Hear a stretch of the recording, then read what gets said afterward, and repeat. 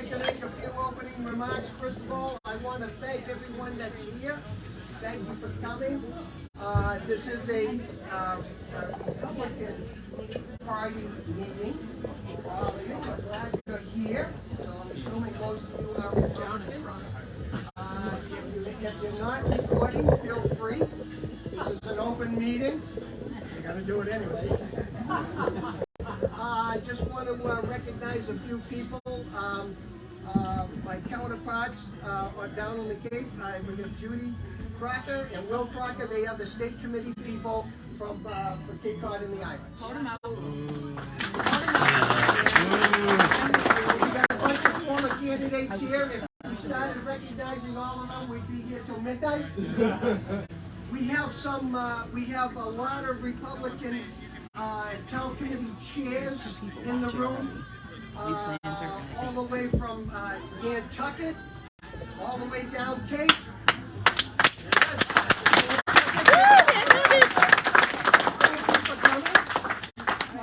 All the way to Fairhaven, we have Bob McConnell, the chair. Thank you, Bob, for your Narragansett and Wareham, and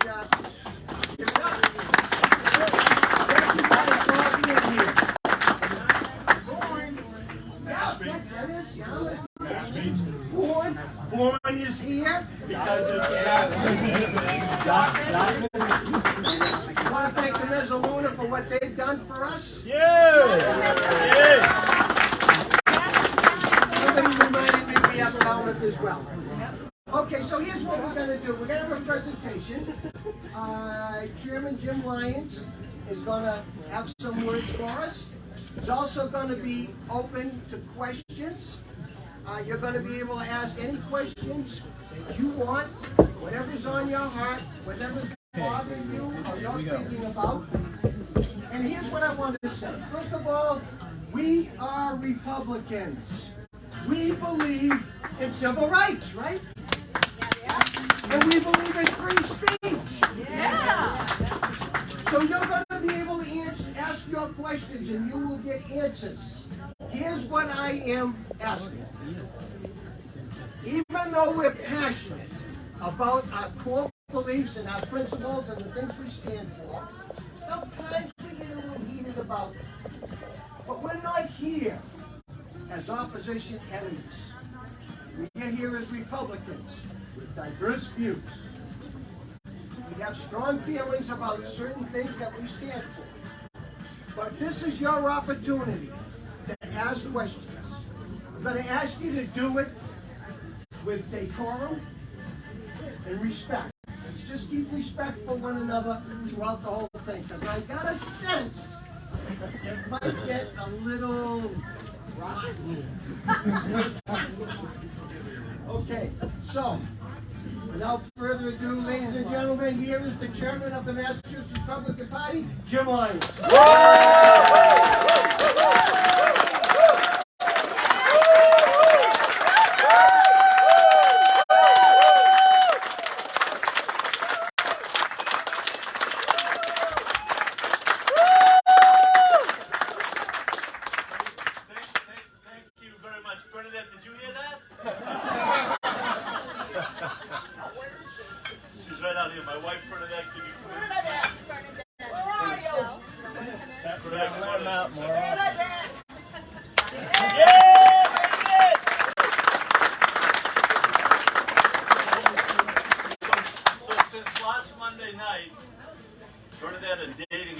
Dating every night.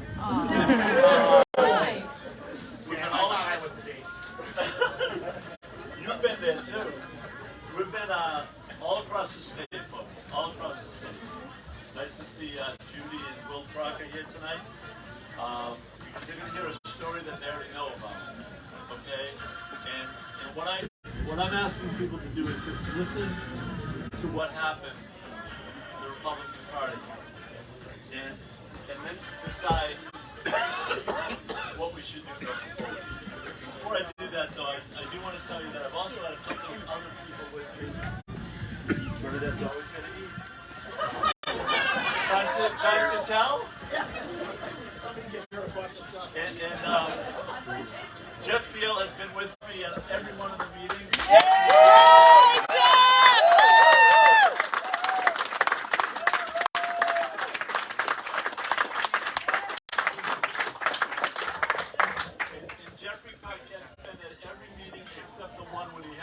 doctor's note. So Jim, let's hear it for Geoff.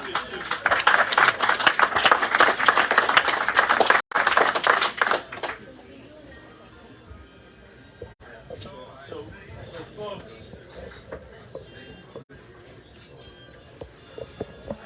the reason I'm doing this is because I've kept most of it in over the last 4 years. And what I'm about to tell you shouldn't happen to anyone within the Republican Party or any party. People should not do what you're going to hear tonight. It should not be allowed to happen. However, there are people in this room that condone what I'm about to tell you. And I'm asking if anyone at the end of my presentation believes what I'm about to tell you someone should be allowed to have happen to, I want you to stand up and tell me. Say, Jim, you're wrong. People should do what they did to you and to the party. Stand right up. Tell me you are wrong, because I'm going to tell you no one's done it yet. So, I gotta be honest with you folks. I'm gonna try to do this as Newton Gingrich says, as a happy warrior. I do want you to know though, I've got that Irish temper of mine. And sometimes it just gets me in trouble. So I apologize for that. But I'm gonna go back and tell everybody what happened, when it began, who was involved, and who I think knows about it. And then I want you to make a decision why this Republican Party is in the condition it is today. They call me the divider. I have done everything in my power to try to unite this party. When I ran, I said I 100% support my governor, and I 100% support my person. Well, let me tell you, 2 days after I got elected, it is clear now that there are other people thinking other things. Now, I didn't know that at the time, but what I do know now is that the way this party is operating is simply wrong. It's simply wrong. How many of you folks have a checking account? Does anybody in here have a checking account? So let's assume for a second that you and your wife, your husband, your son, your daughter disagree about something. Let's think about that. You have a disagreement. I want something one way and they want something another way. And you can't come to grips with how to do it. And one day, that checking account of yours is just shut down. Everyone can see what that means, right? It's just shut right down. You can't pay your mortgage, you can't pay your rent, you can't pay anything. Your salaries can't get paid. Well, the treasurer of this party, on February 1st, with the knowledge of people in this room, arbitrarily, unilaterally, went into Berkshire Bank and closed the bank account. I called him on the phone. I said, what are you doing? I'm not talking to you, he said. Without authority, he abdicated his fiduciary responsibility to everyone in this room. Everyone. That's wrong. That is simply wrong. So now I'm going to tell you why it happened. There was a plan put in place to do this. And people in this room know about it, knew about it. Maybe at some point tonight they can share it with us. When I was elected party chair in January of 2019, the day after, there was a Republican National Committee meeting in Albuquerque, New Mexico. And I flew down there with my wife. And that day, when I left, I sent an email to then Executive Director Matt St. Maria and said, do not pay any bills until I get back, or you send me a note and I authorize. Speak up. On January 20th. Speak up. A little louder. Louder. I'm sorry. That doesn't happen too frequently. On January 20th, 2019, Brian Wynn, everyone knows who Brian Wynn is. Brian Wynn is the campaign manager and senior advisor to Governor Baker. In an email between Brian Wynn and John Cook, John Cook was a finance director for Governor Baker for years. This is what the email says. If possible, we should keep Jay Cook at MassGOP under a separate entity so they don't have access to it. Ron, as in Ron Kaufman, is debating to raise RNC money through that. 2 days, they've already got the plan. We got to keep the money away from these people.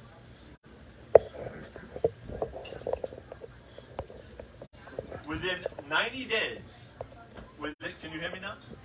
Within 90 days, there are 2 entities formed. One is called Red Massachusetts Grassroots Action LLC. It was formed on April of 2019. The other one is the Majority Independent Expenditure PAC. Was formed in May of 2019. The so-called Baker PAC. Has anybody ever heard of the Baker PAC? Yes. So everybody knows who the Baker PAC is.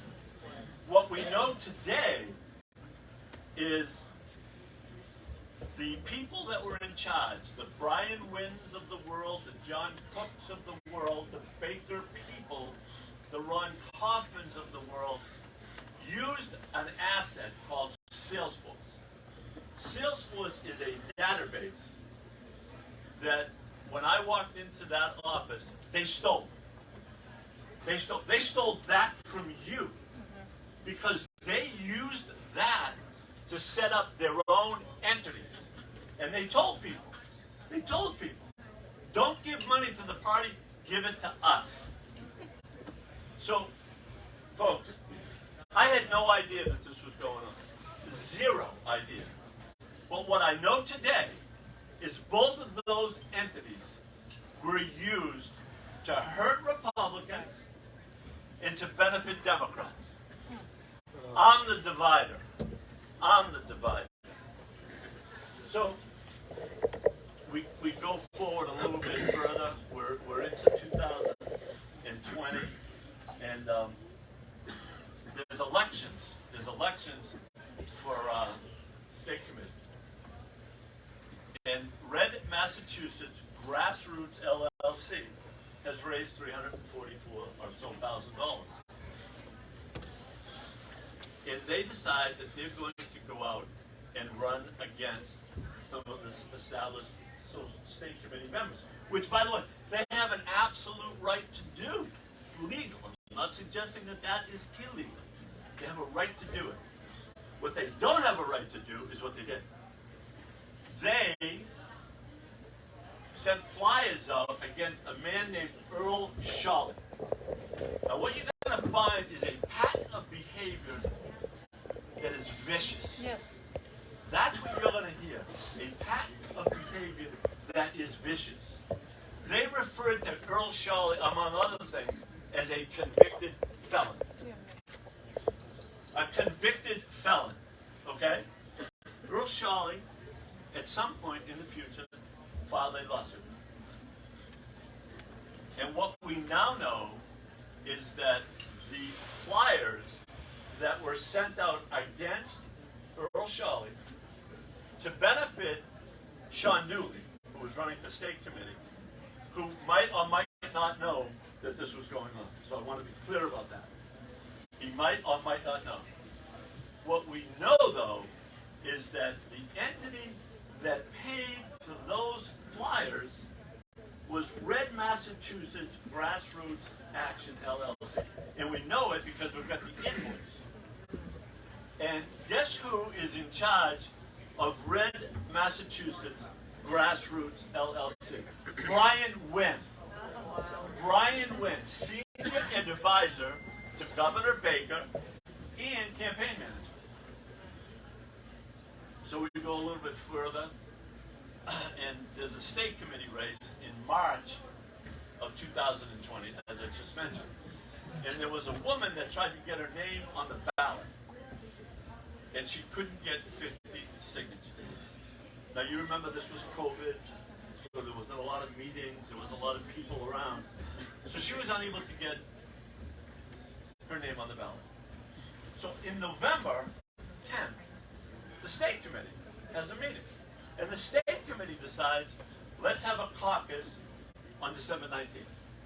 We had to have it outside though because you couldn't meet anywhere.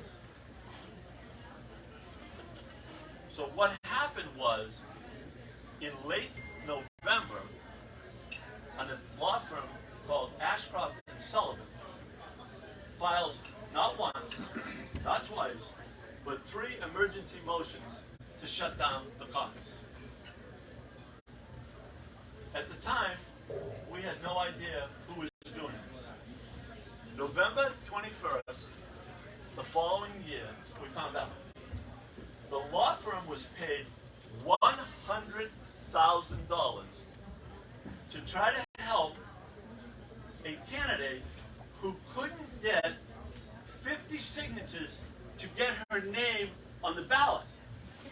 Governor Charlie Baker's campaign spent that $100,000. Shame. Do you know how much money since 2019 Charlie Baker or Charlie Baker's campaign has given to the MassGOP? Nothing. 0.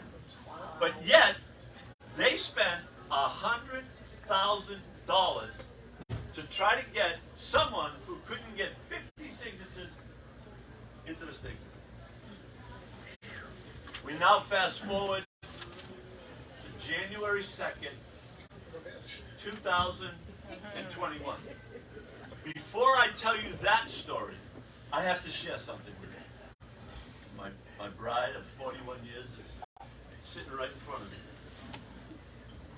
On March the 30th, 2008, there's a knock at my door at 10:30 at night.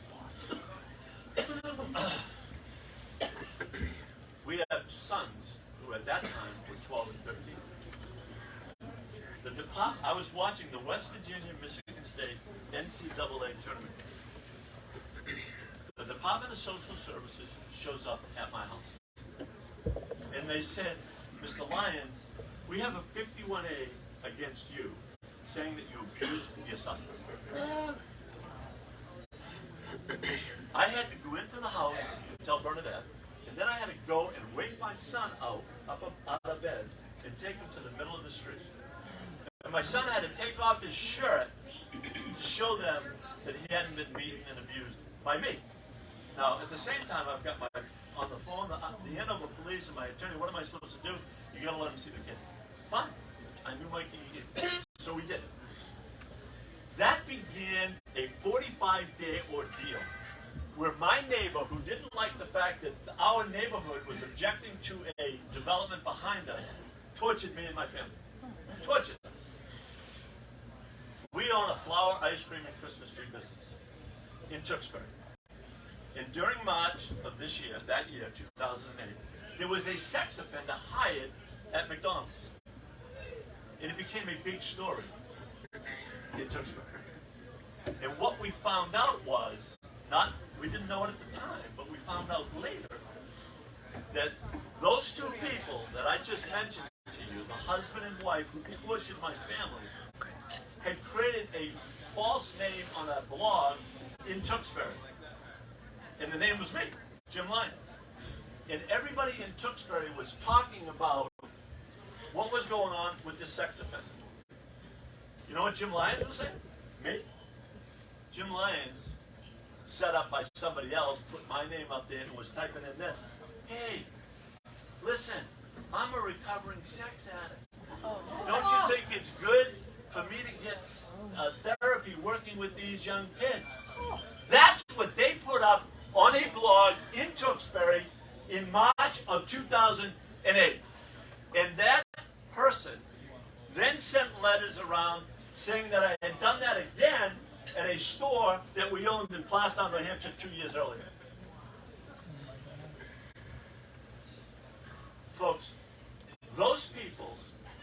were sentenced to prison. And the day that the conviction came down, Bernadette and I were sitting there. And the judge looked right at him and said, Mr. Johnson, there is no blood in the street. There is no bodily harm. But what you did to that Lyons family was reprehensible. And the big, strong son of a bitch fell on the ground. He was so afraid of going to jail. Wow. They sentenced him to 2.5 years in prison, suspended it to 18 months. The next person up was the wife, Mrs. Johnson. You come up here. And you know who got up and said, Your Honor, can I say something? My wife. My wife. Those parents had 3 kids. 2 of them our kids' age, and 1 of them 7 years younger. She got up in front of that judge, something I want everyone in this room to know I couldn't do. And she said, Your Honor, these girls, they weren't there in the room, but their girls need a mother. Please, please, don't send her to prison. That's what my wife did that day. The judge listened.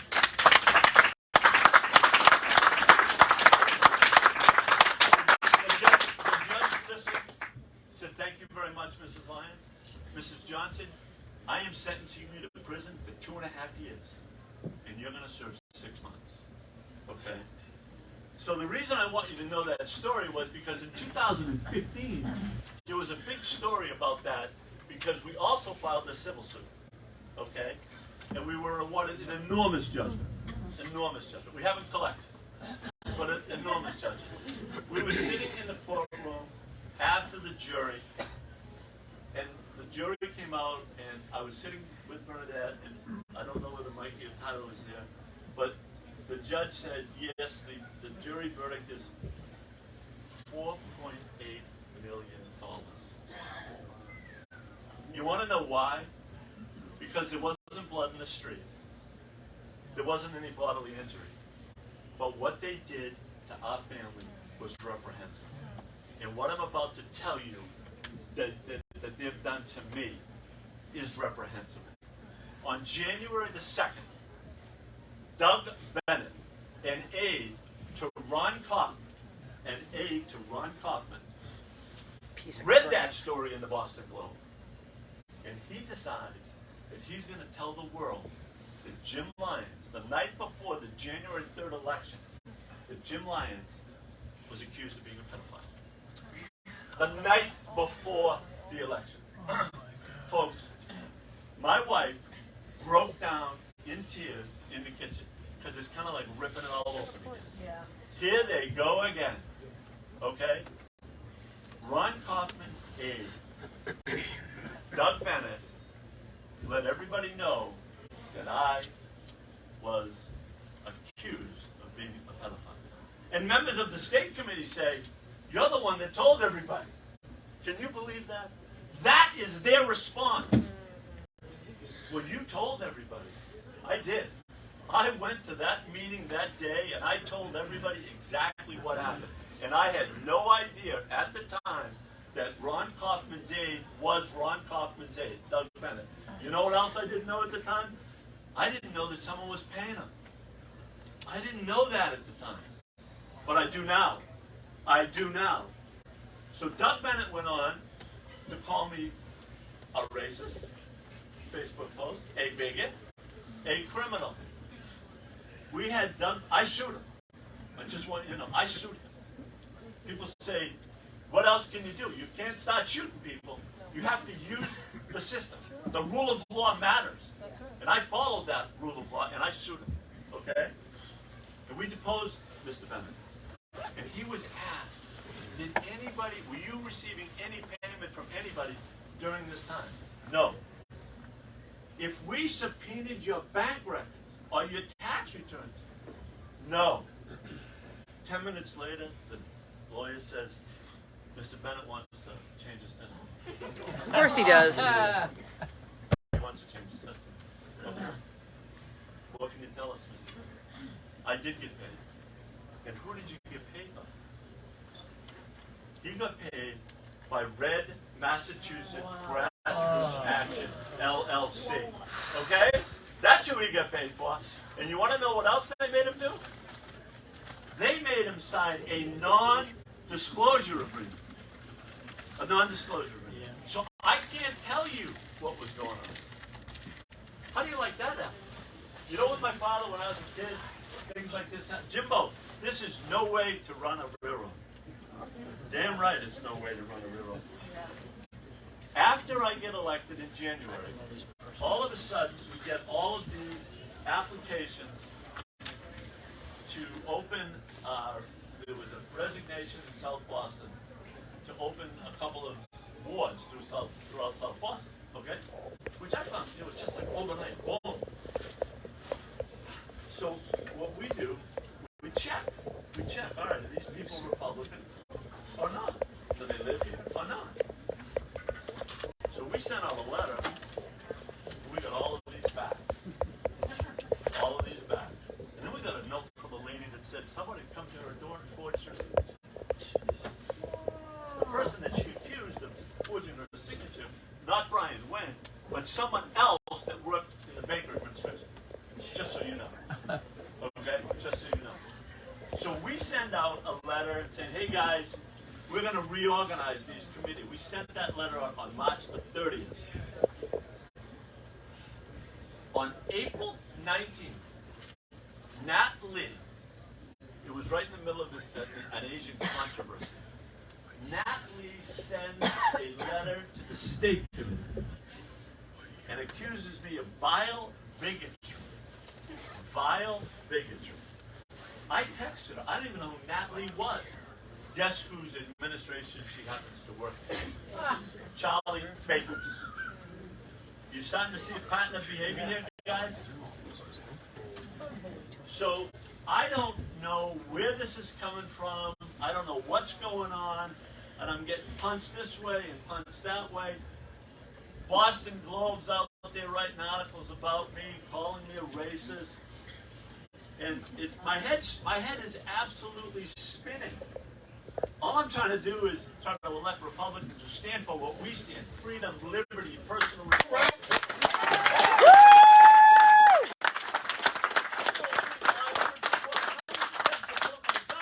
And 100% support my president, Donald J. Trump. And you know what I now know? They don't like it. They don't like it. No, let's stay focused. Let's stay focused. The reporter who put the article in the Boston Globe is someone named Emmer Platthoff. Now, April 19th, you get the letter. So now we got these documents. Matt Sisk. How many people know who Matt Sisk is? Matt Sisk is a longtime member of the Massachusetts State Committee and a protege of a guy named Ron Hoffman. Okay? So they have a meeting. With Simon Cataldo of the law firm of Ashcroft and Sullivan. How do I know it? I've got the bills. And what they do is, April the 23rd, the day after, Nat Lee's letter makes it into an article in the WBUR blog about me being a racist and a bigot. The day after that, there's a text message between Brian Wynn, Governor Baker's, you got it. Thanks. Spoke to the Globe reporter on background a little while ago. They're going to run something, I think. So what they do, that's April 23rd at 2:13 in the afternoon. Okay, sorry. Yeah. We have state committee people here, something everyone can see. Those are text messages between Brian Wood and Attorney Sutton. So then, on April 25th, Simon Cataldo puts together a statement that basically says, I'll read it to you. Jim Lyons' decision to selectively disband ward committees is one of the Commonwealth's most diverse districts, is callous in a transparent effort to consolidate his power. His move can only reasonably be viewed as an effort to extinguish racial minorities' participation. I'm out to racial minorities. Guys, the last year I was in the legislature, in 2018, there was a state representative from Quincy, an Asian American, who decided that he wanted to put in place a registry to find out where every Asian American came from. All right? The Asian community was in an outrage over it. I had 3 Asian Americans come to my house in Andover and say, Jim, how can we stop this? We have so many people that are upset. I said, we'll have a meeting at my barns. So Bernadette and I expected 10 people. By the time we were finished, I thought I was at the bridge at Concord. Wow. There were 150 Asian Americans in my barn. They asked me what to do. I said, we've got to let everybody know that we're against it. And then we're going to go to the meeting and we're going to speak against it. I'm in the chamber one day and this representative says to me, hey Jim, enough. I've already got 473 emails. I get it. But that didn't deter them. That didn't deter them. They had a hearing and they weren't going to let any of the opposition speak. And I walked down with the 3 friends of mine, Asian Americans, as a state rep, and automatically go down and speak. The place was packed.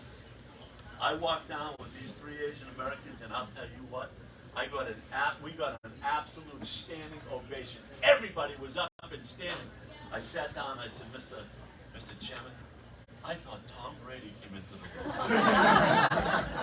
I want you to know right now, they now wanted to say that I hated Asian Americans.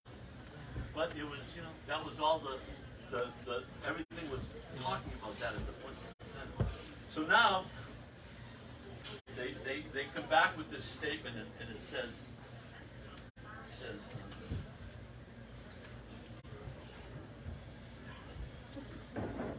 hold on, folks. Yeah, it says, can you send that to Sean and the others for their views? So they don't even have any clients. This law firm only has 1 client at the time. All right? And it says, the draft says, gentlemen, here's a draft to the globe below, okay? And it talks about how stinging this is against Lyons, right? And at the top, at 3:26 p.m., there's a response. It says, perfect. Let me read it to you. Our clients remain hopeful that Mr. Lyons will abandon his efforts to selectively disband certain ward committees organized in the 1st District, which is one of the Commonwealth's most diverse districts.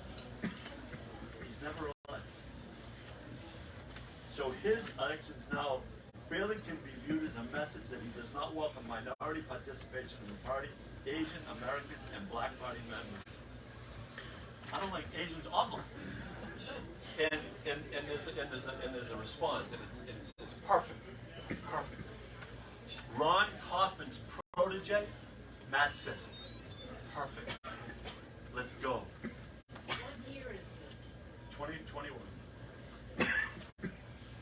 At 3:57, Sis says to the team, Jim approved this. Good to go.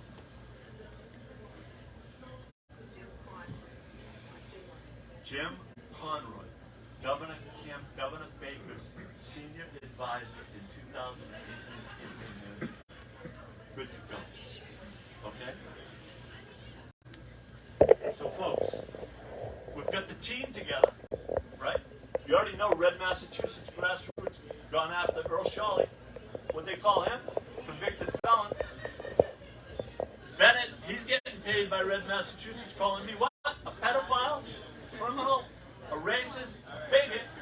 Right? And now we get these guys leaking into the Boston Globe. On April 26th, Emma Pladoff. Emma, thanks for your patience. I'm authorized to release this statement to you. Releases it to the Globe.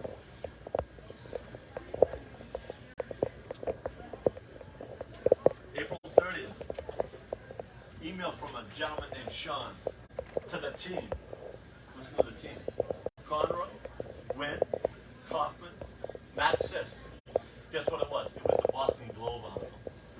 Boston Globe article. Deed is done. Deed is done. Well, the deed has to get paid for.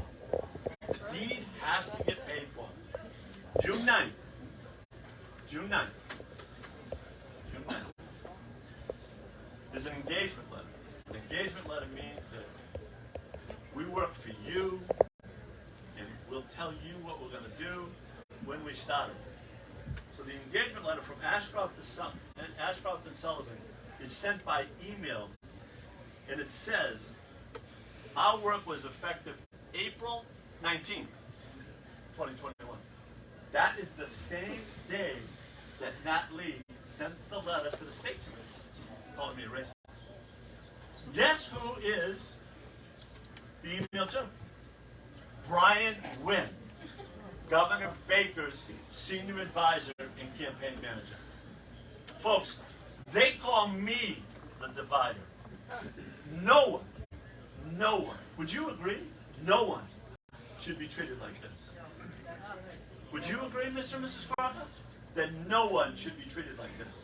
I can't hear you. Listen to me. Folks, this is out there. Silence speaks 7 million words. All about this is outrageous. Time, you get your time. Oh, we'll see. No, you'll get your time. So now I'll we make sure of it. come into May. Now we come into May. Still got my turn. And Jeffrey Paquette at that point in time and I, we talked, but we didn't really see eye to eye on some stuff. So I'm going to ask Jeffrey Paquette now to explain your part of the story.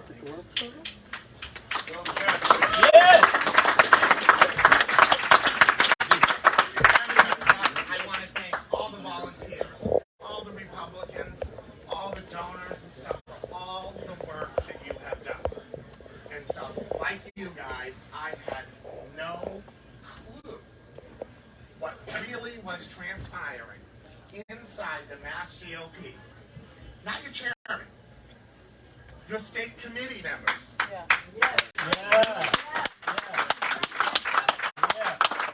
So I've been traveling around the state with Jim, Geoff, and stuff. I was going to run for chairman. So I should have been standing there saying I'm running for chairman of the MassGOP. Having the ability to be that single donor who could put $1 million into the MassGOP. For everyone that doesn't know me, I am a self-made millionaire. My father went to jail at 16, when I was 16 years old, for molesting my sisters for years. I had to leave school at 8th grade to take care of my brothers and sisters and make sure my mother did not lose her house. I started my first business when I was 23 years old with $5,000. I turned it into a $10 million company, 10 locations, sold it to Petco when I was 29 years old, turned myself into a millionaire, got my high school diploma at 29. Started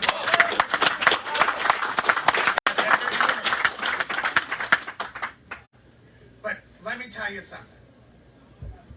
When you come from the poorest of poor, you don't forget. I never forgot who I'm from.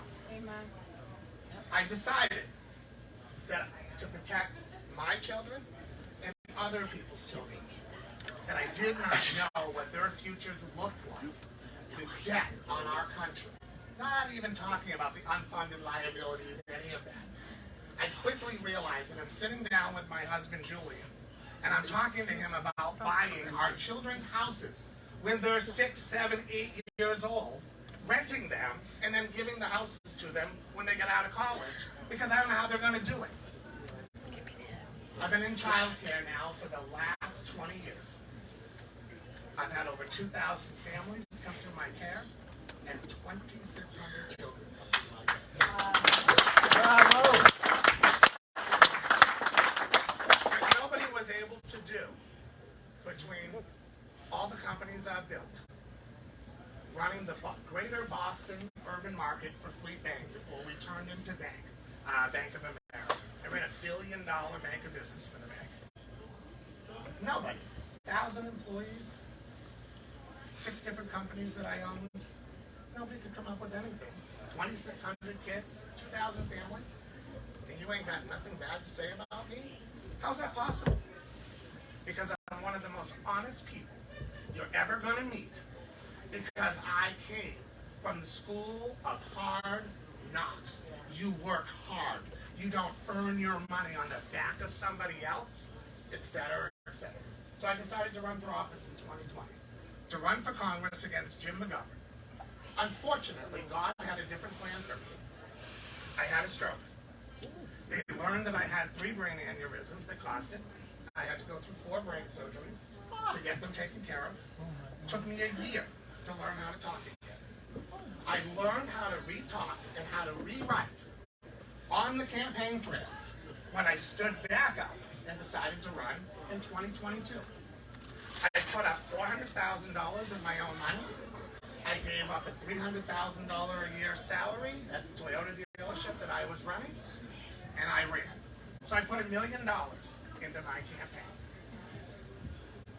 Now, we move to what transpired.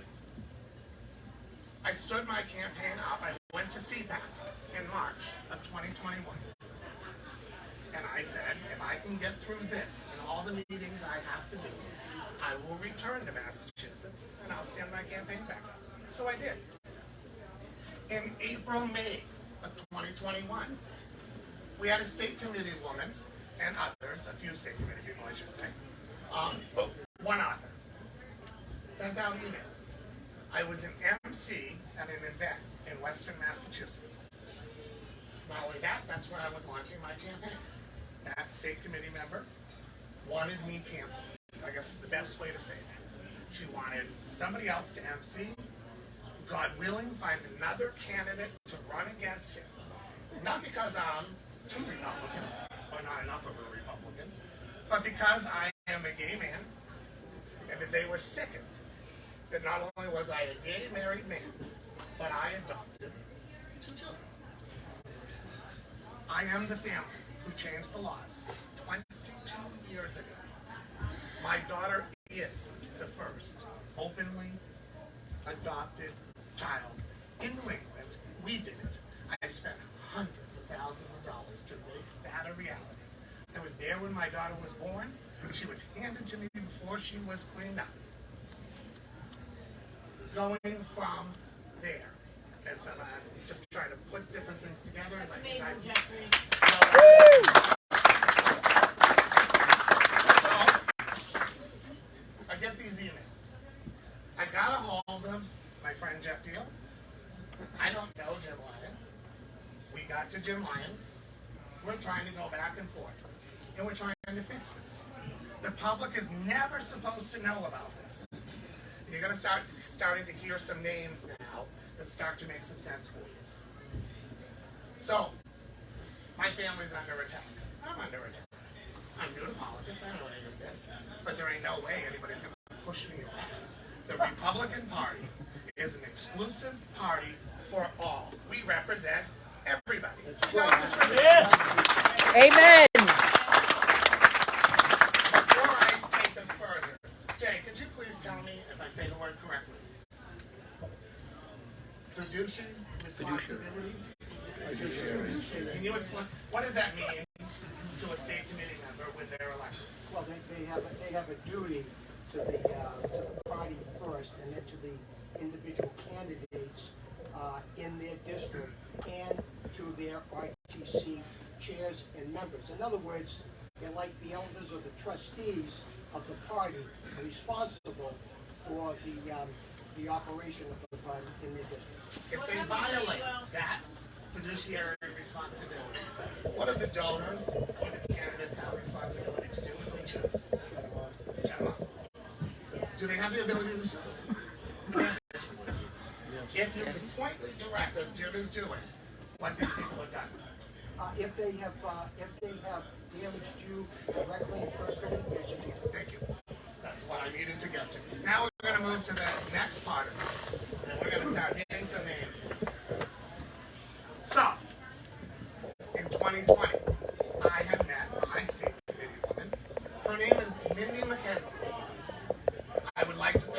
purpose for being here tonight.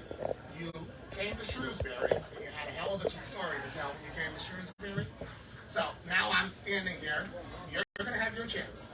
Now I'm standing here in Decatur, returning that data with other Shrewsbury State Committee people here. So that it's not just me talking. I got a hold of Linda McKenzie. I haven't seen her for years. Obviously, I got sick, went through surgery. She didn't even know why my previous campaign was, suspended. Obviously, I was in a hotel. In a hospital. So I told her what was going on. She asked me to forward the emails. So I did. Thinking, okay, she's gonna help. This is what happened. A week later, I get a call from you. Now again, I want everyone to understand.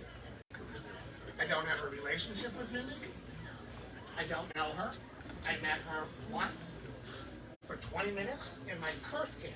So I'm trusting this person because she's from Shrewsbury. She runs my RTC. I live in Shrewsbury. Mindy calls me and says, have you gotten a call from the media? And I'm like, no, I want to get a call from the media. And she's like, oh, a friend of mine said that they're going to be calling you for an interview. She gets on the phone. I called Joe Hunter, which was my general counsel in Utah, who is Governor Wells' basically best friend. All of his work, all of his writings, his books, that's who does it. And so, to Romney, et cetera, et cetera. He was the chief of staff of the congressman from Utah. That's what moved him to Utah. And stuff, and he said, Geoff, somebody leaked to the press. 5 minutes later, I get a call.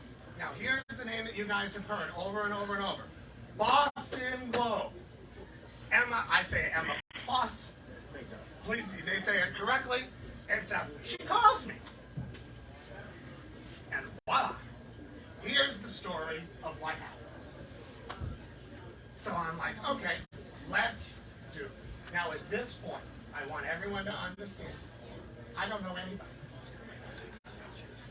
I put my foot on the throat of the MassGOP and that state committee woman who is in her late 60s or early 70s and said, I'll be damned if this is going to happen. And I went after them. 29 elected state reps signed a letter in defense of me. The state committee people did also.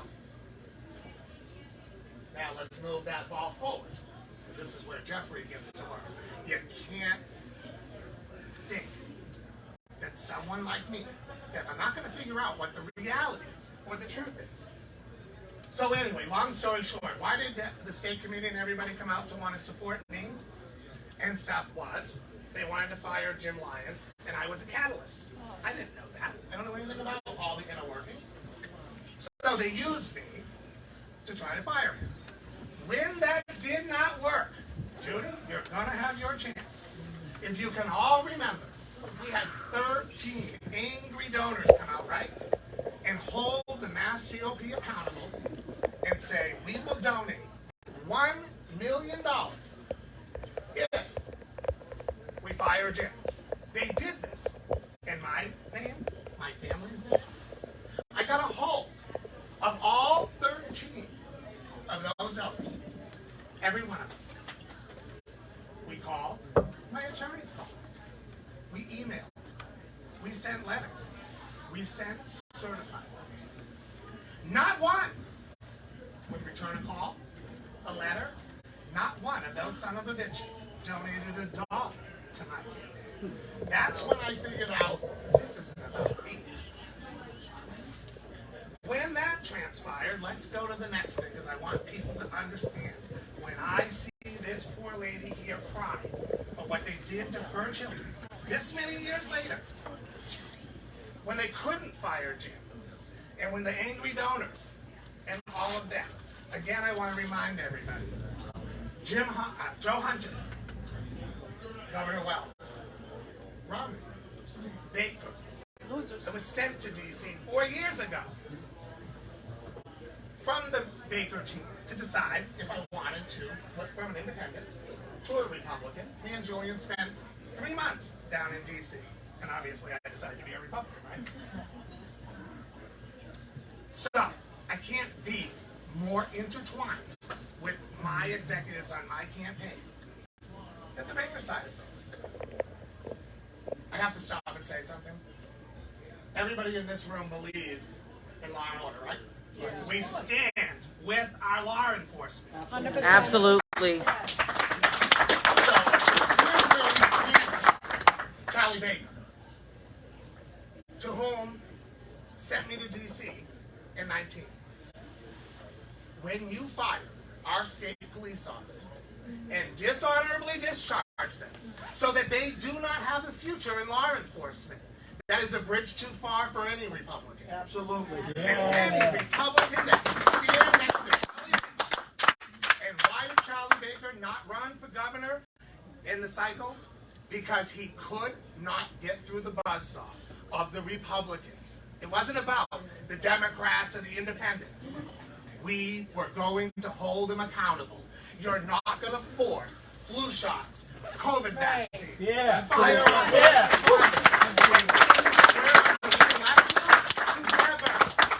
The very first donation I made to any candidate, by the way, was Charlie Baker. The first $1,000 I ever gave anybody was to Charlie. So I don't want anyone to think that, oh, you know, boom, boom, boom. Let's move this a little bit. So, they can't fire him. I figured out what they've done. So now I've gone after Mindy McKenzie, Hannah Kane, Sean Dooley, Matt Sisk, all of these different people. Oh, wait a minute. I gotta back up. I missed something. How did I meet Ron Kaufman?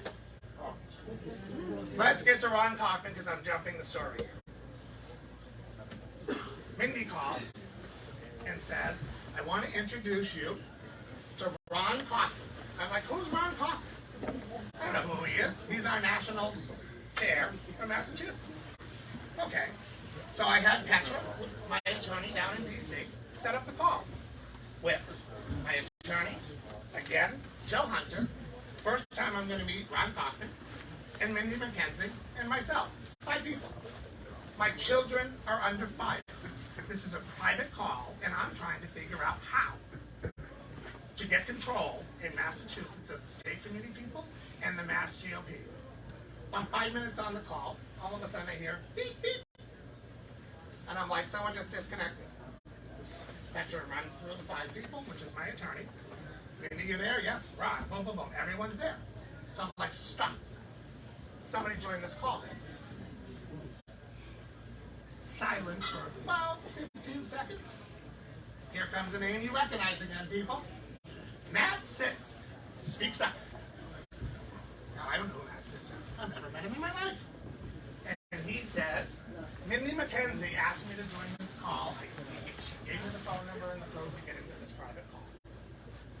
We ended that call immediately. At that point, all trust was broken. I didn't trust anyone. Lyons, son of a bitches, is basically what I had to say. So what happened next? They put my 9-year-old son. Go to Google, people. You'll be able to find it. The one thing that you can't do with internet is I can't make things go away. They decided to put my 9-year-old son out there. Where does he go to school? Where does he get picked up? Where does the school bus drop him off? We had to go. And Mindy's well aware of this, by the way, guys. We had to have the Shrewsbury police come to my house every 3 hours for the preceding 17 months of the campaign. The second thing that we had to do is put a safety plan in my son's school to make sure that nobody went to that school or did anything. So if that wasn't bad enough, when that did not work, we all know this person called Holly Robichaud, right? Because I'm not pulling any punches tonight. She decides she's going to put up a candidate. And by the way, people, I got all the emails. When you are learning how to talk or rewrite, all I could do back then was record everything so that I could watch it back, so that I could listen. So any meeting I had with Mindy, blah, blah, blah, blah, blah, like this gentleman sitting here recording, than 2 years of all of those. So, here's the next thing that they decide that they're going to do. This doesn't work. Holly Robichon's going to put somebody up to run against me. So she does. She goes to Jason Ross, who was in the middle of an election in Bridgewater. He had 2 weeks to his election. But before that, they couldn't, as I said, they couldn't find a damn thing wrong with me. So what do we got to do? There's only 4 Sosa Pockets in the whole world, people. That's me, my husband Julian, and our children. The Sosa Pocket name comes from when we adopted our children. There was no such thing as marriage. So both kids we've had since birth, and we gave them both of our names. Ryland was 7 months old when me and Julian got married. We made our name to match our children's. So that's where the Sosa Pocket name comes from. So there's only 4 of us. Holly got Jason to do op research. My husband was humanly trafficked from Colombia with 2 9-year-old girls. He was 10 from Colombia. Stayed in Texas for 4.5 years, locked up, being sexually trafficked. Him and the girls. They're part of the 2% that get away. To get his citizenship and all the things we had to do, we had to go through all of these things. They find it because many years ago, my husband got triggered when we're out drinking in the Cape on my birthday, down in P-Town, and stuff, and ran across somebody that had abused him when he was a child, flipped him, he was triggered, and anyway, his behavior was not good. He got himself arrested, and they decided they're going to put that out there. I'm going to ask everyone in here, whether you're a parent, an aunt, an uncle, a friend, because of that, we had to sit down, our 9-year-old son and our 18-year-old daughter, and try to explain to our children what was about to happen, what would be in the media, what would be on Facebook, and what had happened to their father that they had no idea. This is what my family was put through over these people to fire this guy. So we took care of that. Obviously, I shut every one of them down. If that wasn't bad enough, let's move to the next part of it. We all know Dan Crawshaw and all of them. The same state, 29 state committee members that always love to write a letter and send them down to D.C. I love being plugged into D.C. and stuff because I'm able to call down there and call BS, which is why nothing ever happens. Anyway, Mindy and Janet, say her last name? No, Freddie. LeBron, thank you. And so, they're all calling me. Again, I don't know any of these people. They couldn't cancel Dan Crawshaw from coming. What did they need? They needed me. Dan Crawshaw won his election at that particular time in Texas by the Republican log cabins. They're the ones that dragged him over the finish line. So I called down to Texas. I got a hold of Dan. Me and Joe had a meeting with the log cabins. And we stopped him from coming to Massachusetts. At that point, I don't know anybody. I think, right there on my side, I didn't know any of this. So I effectively, between all the other people, and I'll let Jim pick it up from there, cost the MassGOP about $1 million in donations.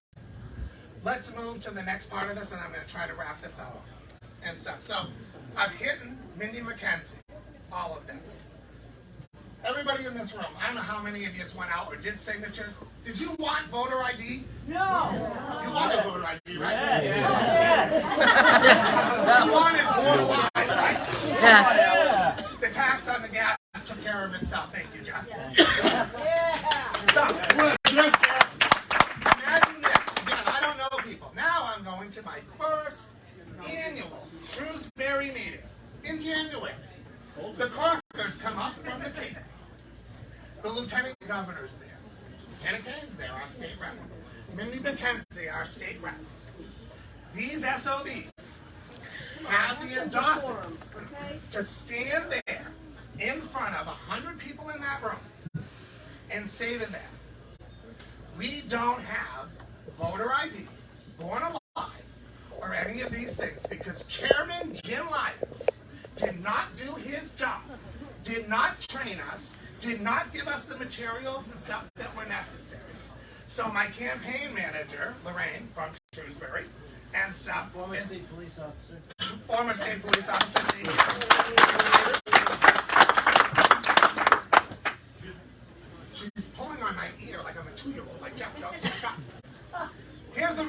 they didn't want me to speak up. And this is why I'm public enemy #1 now with the 29 state committee people. Because I stood there. Karen left the meeting because of what was being said. She didn't even stay. And Judy, it's all recorded. So I don't know why you're making those faces.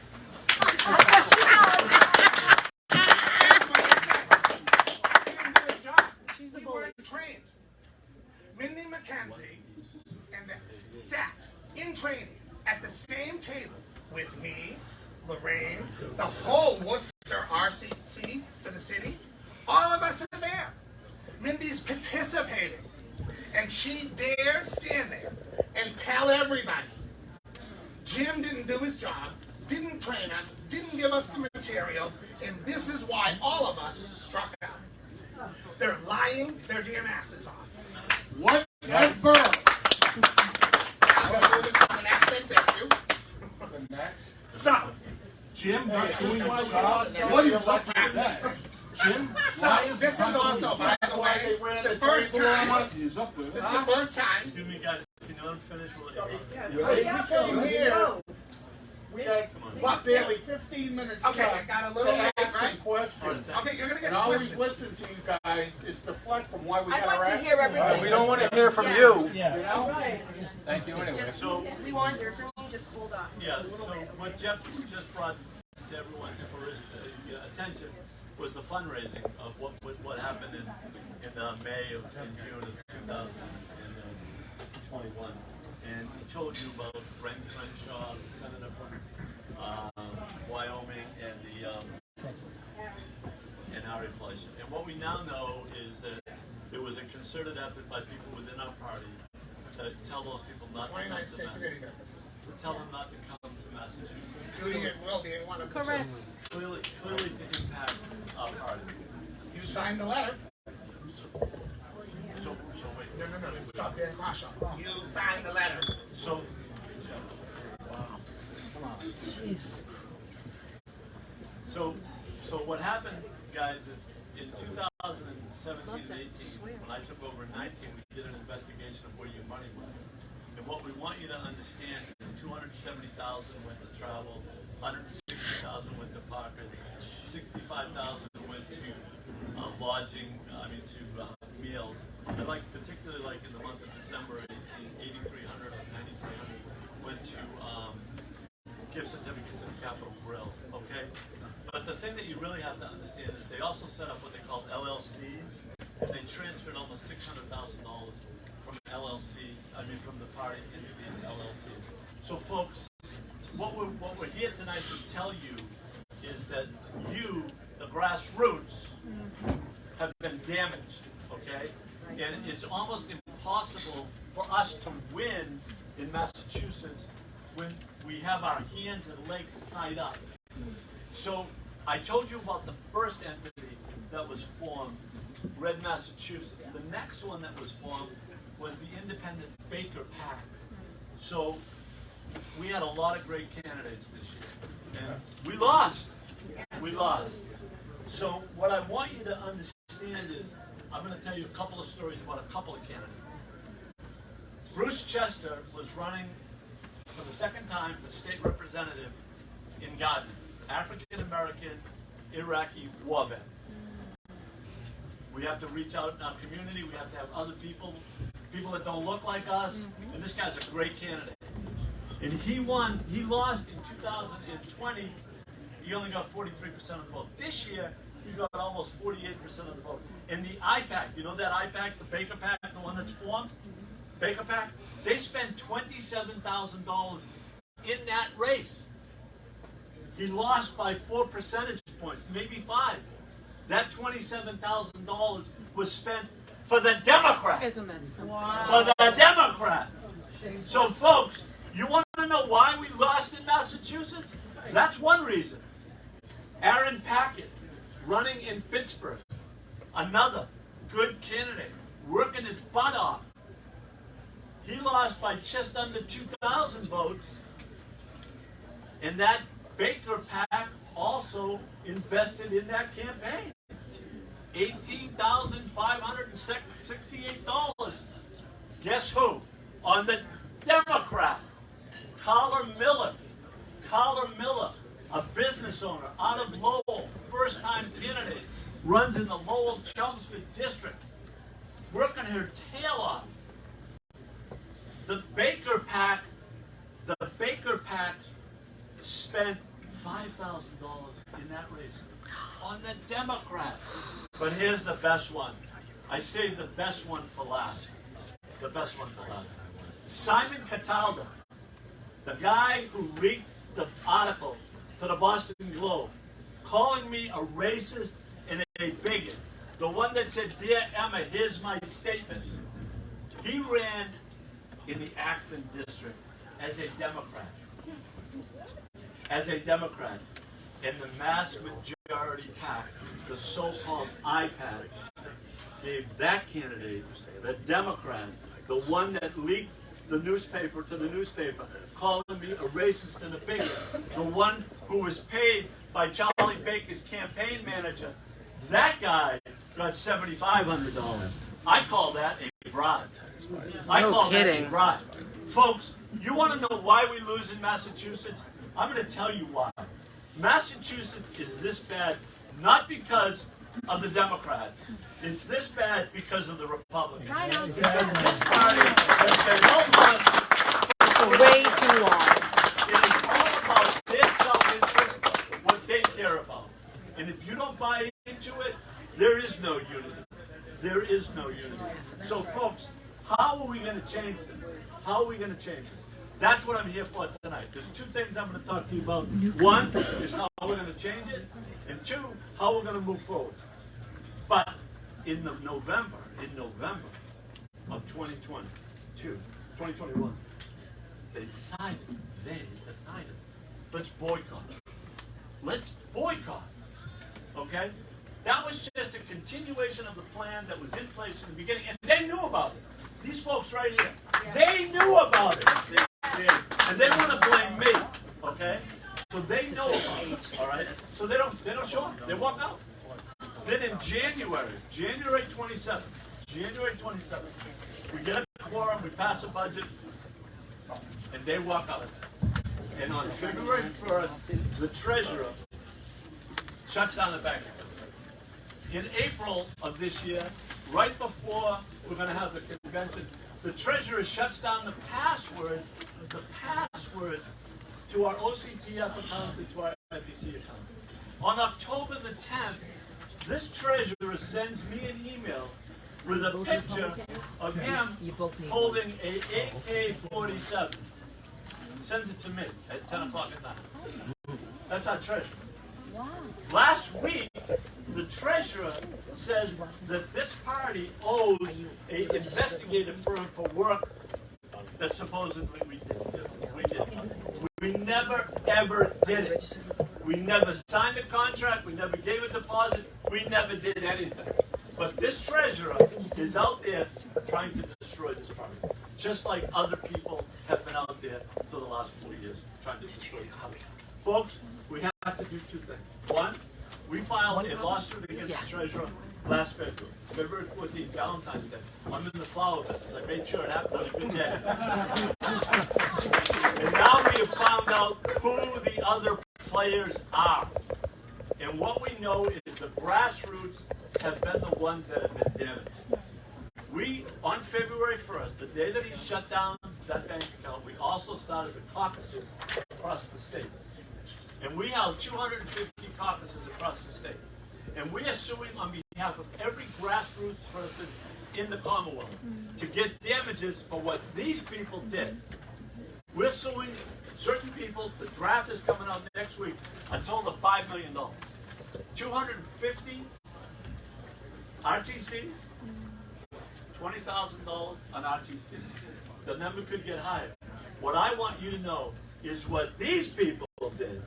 They just didn't do it to me and my family. They did it to you. They did it to you.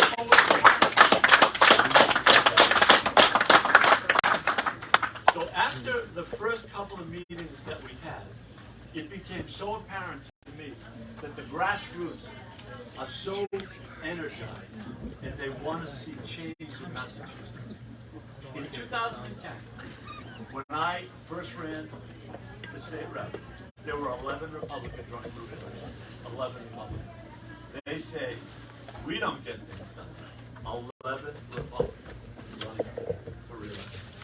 Folks, the only way we're going to change Massachusetts is with you. But folks, you didn't know what was going on. No. I didn't know what was going on. I tell the story. It's like the 13-year-old boy walking into the R-rated movie. Holy cow! That's what I found out.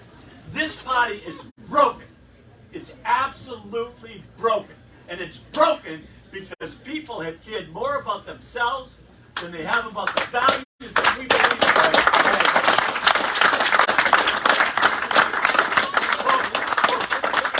Let me ask you a question. Have you guys had enough of this? Yeah. Are you prepared to help me help us? Yeah. So I just passed out this form. We have already funded a legal defense fund. It has no impact on anybody to do with anybody that signs. We are funding this through donors because you know who's pissed off more than you guys?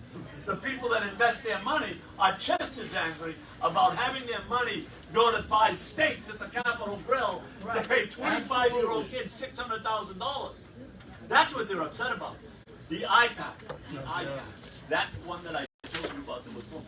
They also formed another entity called TRO Consulting. There's a young man that works in Governor Baker's office that became the manager of TRO Consulting in February of 2019. Less than a month after I become the chairman. Less than a month. 27-year-old kid. Do you know how much money that entity has received from that IPAC since that time in February of 2019? Just through December. We don't know what they got paid this year. $497,000. What? You know how much money that is? $497,000. That is more money than the year 2017 and 2018, than the whole Mass Victory and everybody else contributed to down-ticket candidates. 400,000, 4%. So I need you, number one, to sign this. Become part of this lawsuit. I am traveling the state. I am asking everybody to join us. We're going to stand up. We're going to hold these people accountable. The opponent that's running against me wants to shut this all under the rug. Of course she does. Let's put it aside. Let's say no more. Let's say no more. Just like these folks here. No more. They don't want to know. Nobody wants to know the truth. Well, if we're going to demand an open and transparent government, damn it, we have to demand open and transparency in our own country. Do you agree? Yeah.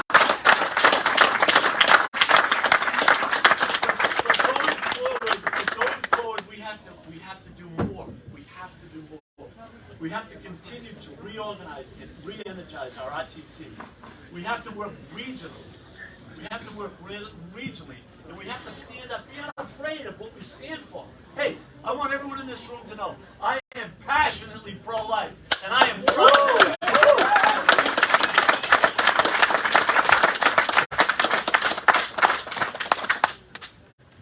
I'm going to tell you, folks.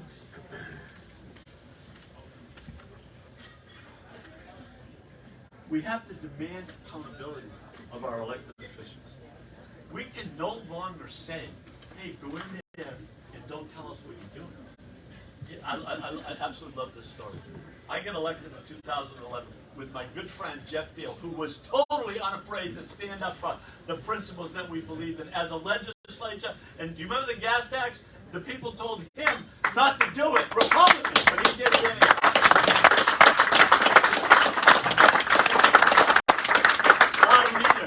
Our leader, Brad Jones, the minority leader in the House, his goal is to get along with the Democrats. His goal is to get along. He doesn't care about the Republicans. He wants to get along with the Democrats. The Diehl, Swansea, Somerset district is a very conservative state rep district. There wasn't an opponent running there for 18 years. 18 years. When I first got elected, I looked at it, why aren't we running anybody down there? Patricia Haddad was the Speaker pro tem. You know that unwritten rule they hear about down in the Cape? Hey, don't run against these people? Have you heard that rule, guys? Oh, yes. Well, let me tell you, that rule exists on Beacon Hill. Of course it Patricia does. Haddad had no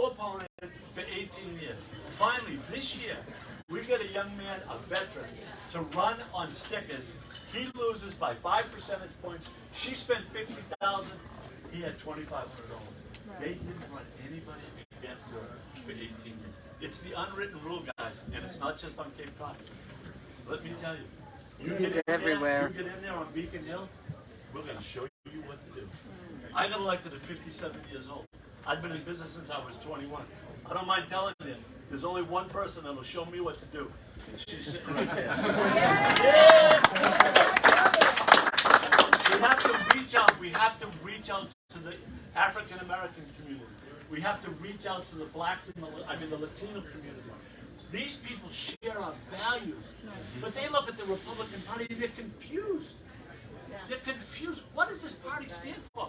Here's the governor kicking the heck out of the best president in my lifetime, Donald Trump. Right. All right? Yeah. So they look, what are we doing? 527,000 independents identify as Trump. There's only 450,000 Republicans. So these independents, we have to show that we want them. We have to reach out to them. One of the people that has been hurt the most in this, what do you want to call what these people did? I call it unlawful. I call it despicable. I call it disgusting. But you know who's been hurt? Not only you people, but my good friend Geoff Diehl. I know. Yeah. My good Geoff Diehl. He put his family and his life on hold to run for governor, to stand up for what we believe in. We all did. Thank you. Yeah. You're right, we all did. And not only did we all, everybody in this room did. Everybody in this room fundamentally believes the way we believe. Some of us got it, but they believe the way we believe. Geoff, I'd like you to speak for a couple minutes if you don't mind. I'm going to just be very, very brief because I've had a chance to talk to a lot of you guys over the years. I think you know who I am, what I'm about. I'm from Whitman, obviously. 2010 was the first time I ever ran for office. I was 40 years old. I wasn't trying to make a career out of this. I was stepping up because I felt like I was watching the 08 elections. I thought the country was in the wrong track. In Massachusetts, I felt like it was on the wrong track. You guys know in 2010, the Tea Party movement, that was really a big thing that helped put a lot of. And I gotta say, thank God for the Tea Party movement, and a lot of these people in this room are that same core activists that continue to help Republicans despite the MassGOP and the lack of effort that it was giving for years to help candidates. It was a running joke in 2010 that you shouldn't even bother calling the MassGOP. They're not going to do anything for you. There was a woman named Chanel Prunier who gave me $4,000 or helped get me $4,000 from donors as seed money so that I could fund a website and lawn signs and push cards and all that stuff. So after I was unopposed 2 cycles later, I was able to pay that money back so they could use it to fund the next candidate. That's the kind of work that a group that wasn't the MassGOP at the time was doing. I called the MassGOP in 2009. I got Barney Keller on the phone. He was, I think, the executive director at the time. And I said, what can you do to help candidates? It's kind of a logical thing you do, right? Call the MassGOP. He said, well, I can give you the name of some vendors, lawn signs, but lawn signs don't help, so don't even bother. And that was the extent of my advice from the MassGOP in 2009. So we got out there and ran our own campaign, and we won in 2010. And again, we doubled the number of Republicans serving from 16 to 32. We added a few more, and we were on a roll, and it seemed like things were going well. In 2014, again, you guys, the grassroots, helped deliver that gas tax victory. That was amazing. Yeah, except that was a mistake on my part because, again, I got an email from leadership in the House, Republican leadership, saying don't do this. Did it. I was rewarded by being taken off the Ways and Means Committee as the lieutenant governor in this last election cycle proudly said she filled my slot when I was kicked off. Okay. Anyway, the next mistake that I made in Massachusetts was to support then candidate and future president Donald Trump when he won in 2016. In 2015, I had him speak over the summer at Ernie Bach Jr.'s house, and I was hooked. And obviously, I got involved and supported him. Clearly, the Governor Baker, wasn't thrilled with that. But another thing happened in 2015 as well. Somebody who died in my Senate district, he was the Senator Tom Kennedy, passed away. I was the only elected Republican in that district, so it was logical for me to make the run for that seat. Even if I lost the seat, I would remain a state representative. I actually met with Charlie Baker in his office and let him know I was going to run. I asked for his support. He said he would support me. My wife said I need to double check that. So she called, asked for Charlie Baker to speak with her. They got on a phone call. He said he would support me. A month and a half into that, a Boston Globe article comes out and asks Charlie Baker, are you supporting Geoff Diehl for the state Senate race? I don't know. He hasn't asked me yet, is the quote from Governor Baker. Okay. So yeah, it's, you got people in this room that proudly say that Geoff Diehl can't win elections. You can't win elections when your own governor goes against you. And then in 2018,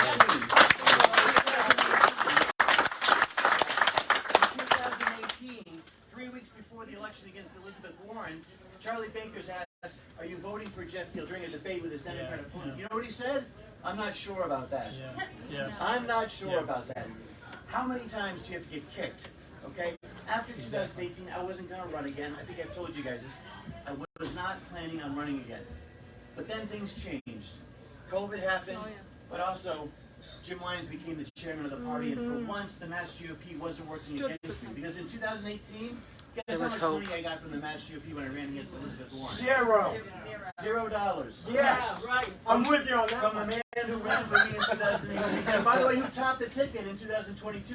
Congratulations.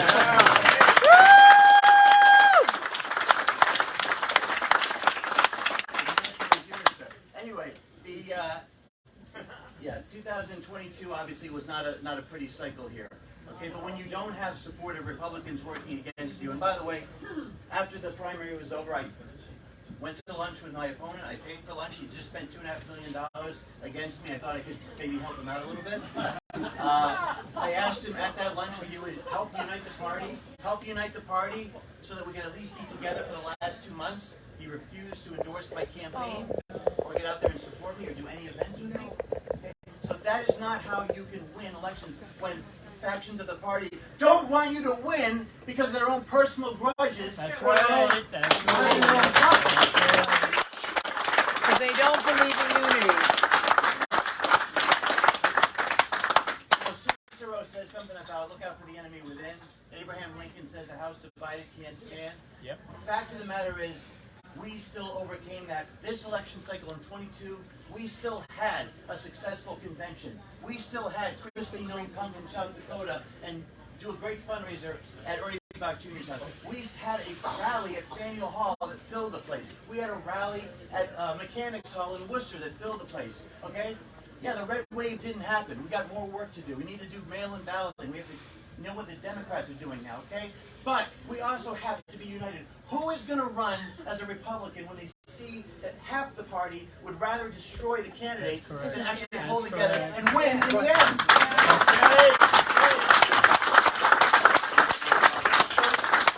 So whoever's the chairman, after 2 weeks of the election, whoever's the chairman, I'm going to stay in the fight. My wife is secretary of the party.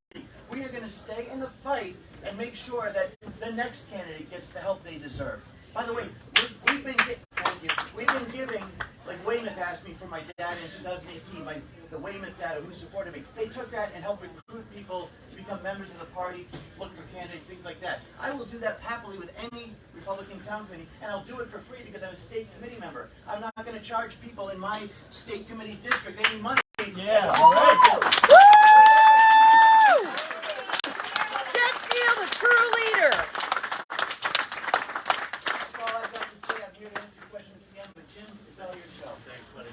Go ahead. You got 43 seconds. Last thing I'm wrapping up real quick so that Jim can finish up and we can get to questions for you. The reason I didn't run for chairman and stuff besides the fact that I know the truth, and I'm going to come out here with Jim. We sent down to D.C. over 800 documents from previous state committee members, donors, and everything from 2014 to 2020. So we're excluding the 2022 election. We are in the process, and hopefully now, within the next 10 days before the election happens against Jim, we're filing 2 lawsuits, class actions, thank you. One is going to be federal, one is going to be state. We have 191 depositions done by donors and stuff that have done their depositions. That, as a state committee member, they called the donor and said, do not donate that $10,000 in 2018, I'm just giving one example, to Geoff Diehl. He's blah, blah, blah, blah, blah. Donate that Go ahead and say what it was. Okay. A rumor went out there to try to stop Geoff Again, this is when he's in the primary, 2018. 2018, running for Senate. They put a rumor out there that Geoff Diehl is having an affair with one of his daughter's friends from high school. Oh my God. So that donor believed it, state committee member, believed it, donated the $10,000, not to Geoff, not to the MassGOP, but to the red, I was thinking the rest of the name, or the Baker Pack or whatever we call them. There's too many of them. Anyway, we've been able to track all these people down. So we're filing 2 lawsuits that I'm funding. Their goal is to fire him on January 31st and wipe these lawsuits away. What they cannot do is wipe me away. So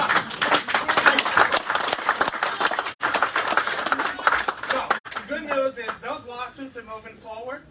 And as Jay just pointed out to us, there are at this point 18 state committee members currently that we have put a target on them and circled them and have at least 25 donors to testify against them so that we can sue them to get all these donors back their money, and the candidates like me who pull $1 million out of my pocket so that they can fuck me.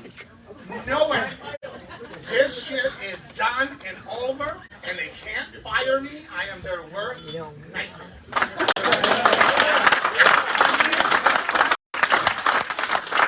State committee members. Charlie Baker, as you guys heard, was the guy that put up the money to elect these people because of what they did to my family. Julia put up $100,000. I put up $100,000. Go look for America United Massachusetts. The state committee people that are responsible, the first $200,000 1 year from now to unelect these people is coming from me. I'm coming. And you will never violate the Republicans again.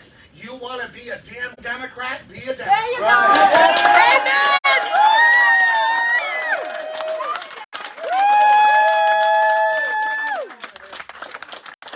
How you like them apples? Somebody's children or someone's family through the mud like this did. Exactly. Thank you. So we talked about, rebuild the party. But before you rebuild something, you have to fix it. We're trying to fix it. Louder? I'm sorry. We're trying to rebuild the party, but before you can rebuild something, you need to fix it. Oh, okay. And what we know now, well, let me ask you, is there anybody in this room that thinks the behavior that I just described is acceptable? Absolutely not. Is there anybody who says that that's how they ought to run the railroad? Is there anyone that says that? No. Nobody has said it. So listen, I need your help. I need you to put your name on that lawsuit. Howie Carr seems to think it's the way to go. Ah. He's putting his approval on the way things have been happening. So before I address that, I want to address the party itself, all right, and the state committee. So we have a budget state committee meeting on November 30th, 2021, and Mr. and Mrs. Crocker did not attend. We had a meeting on January 27th, and I got a phone call from Patrick Crowley. Patrick Crowley left me a message that says, I have no problem with the budget. No problem with the budget. Patrick Crowley, after a quorum was established and a vote was taken, walked out of the January 27th State Committee meeting loudly proclaiming that no bills will be paid. And the Crockers walked out with him. We had a State Committee meeting on September the 14th, 2022, and Patrick Crowley did not attend. Don't remember seeing the Crockers there either. We had a State Committee meeting on December the 29th, 2022, and Patrick Crowley did not attend. I didn't remember seeing the Crockers there either. So folks, the treasurer of our party doesn't come to a meeting if he feels that he can unilaterally shut down this party, unilaterally shut down our reports, send me a picture of him with an AK-47 and then tell the world that we owe money that we don't. Folks, the reason we have this lawsuit is Patrick Crowley and the people involved need to be held accountable. In our world, right, it's not AK-47. It's the rule of law. Absolutely. And the rule of law says when you are harmed or damaged, you go to the courts. Absolutely. And that's exactly where we're going, to the courts. And we're going to hold these people accountable. Can I count on your help? Yes!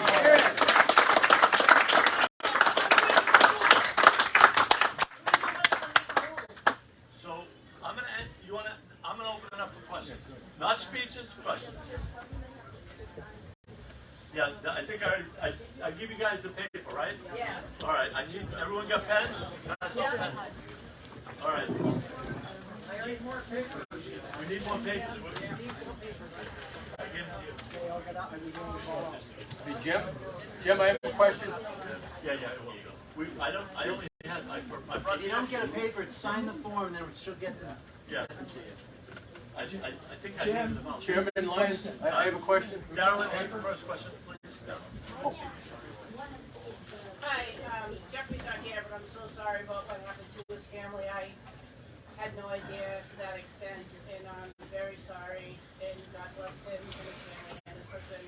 But I want to know why my state committee people, Judy is making $46,000 on candidates, and then telling RTC members like Rob Chamberlain there to not support other Republican candidates.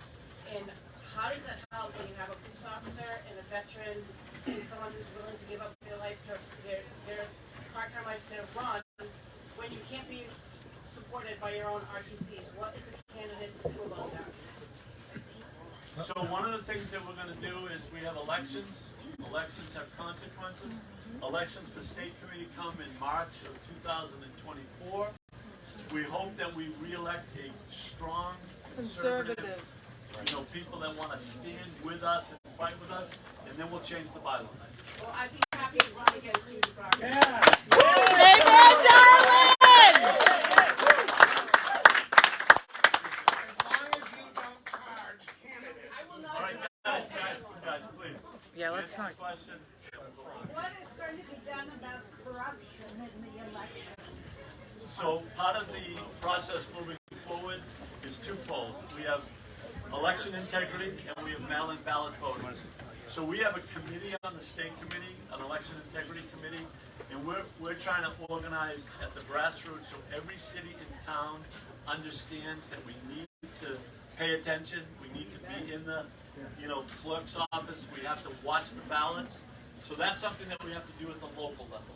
The second thing that we have to do is we have to recognize that mail-in ballots are here, and we have to be competitive. Sean Steele is the former National Committee Chairman for the state of California. His wife's name is Michelle Steele. She just won in a purple district in California on the second time. She won in 20 and she ran for re-election. And in California, what they did was they figured it out. They actually beat the Democrats at the mail-in ballot votes. So we have to follow their lead and create that in Massachusetts. Put your hand up, he's not going to see you. It's kind of like the three-point shot in basketball. I can show you how to do that. But the three-point, if you don't adjust, you die. So we got to play the game that way. Yes, sir. Yeah, I got a question, Chairman Lyons. Will you support Harmeet Dillon for chairman of the RNC? I have to share something with you right now. Okay? Good One question. second. Ronna McDaniel. He's looking that up. For people who don't know, on January 27th, the National Republican Committee is electing their new chairperson. We're the 31st, theirs is the 27th, the Friday before ours. This is a tweet from Harmeet Dillon of 4 days ago. Thrilled to have the endorsement of MassGOP Chairman Jim Lyons. Thank you for all you do for the party and our country, including calling it like it is.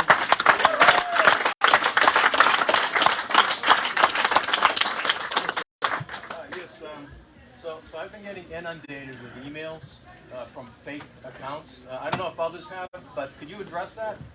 So, you know what? I think that is a great question, and I think what you've seen happen to me, you are now seeing happen to others. So the people that are responsible for that, I'm speculating, probably the same people that did it to me.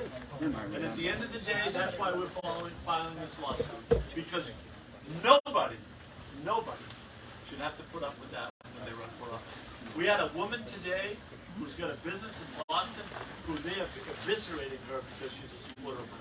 That's wrong, and we're going to get to the bottom of it. Yes, ma'am. I would like to ask the Crockers are full-bodied conservatives, that is pro-life, pro-religious liberty, pro-Second Amendment people, are full-bodied conservatives welcome in your eyes in this party? No. Yes, because I am all of those things. Okay, she answered the question, guys. That's not, she answered the question. So she answered. Any other questions? Yes. Chairman Lyons, how can we help you when, because we know, like, I've been seeing different state committees, who's going which way. How can we help you when we know, say, there's two people that we know are definitely against you? How can we either sway votes, or who do we call? Do we just keep calling everybody on the state committee? Can we get emails from you on how to proceed? Because the way I'm looking at it right now is every meeting you're getting more and more people, and they want you. Yeah.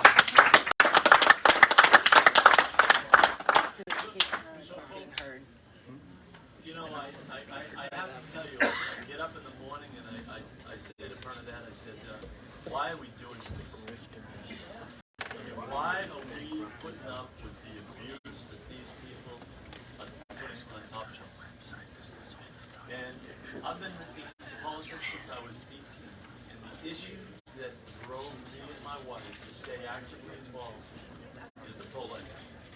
And what is driving me today is you people.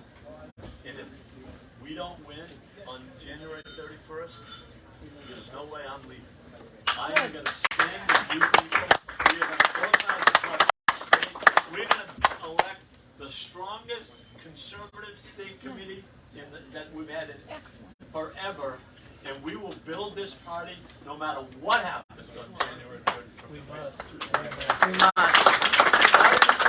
Another woman that went out there and put her life on hold. I didn't even see it. Will you support, if somebody else gets elected in this position, will you back them, support them, make them successful? So my goal going forward is to make the grassroots successful. Okay, that's my goal going forward. If someone takes this position and doesn't hold the folks that did this accountable, they will not get my support. Because I have a job to do, I have made my position clear, and everybody in this room knows what these people did is wrong, and they have to be held accountable. And as of right now, the woman that's running doesn't have the same view. My job is to unite the grassroots, because I'm telling you, every night we go out, you hear the energy in the support in this room. Mm-hmm. That's what we hear across this state. So I am not going to let you people down. That's what I'm doing.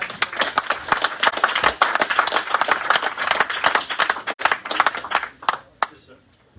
What's the, thanks for the, all the information, especially around the lawsuit. But do you have any thought, if you don't prevail, these are pretty murky areas when you get into he said, they said, you make a pretty strong case, but, my experience in litigation is that, you're in pretty uncharted, waters. So do you have any plan if that doesn't go forward?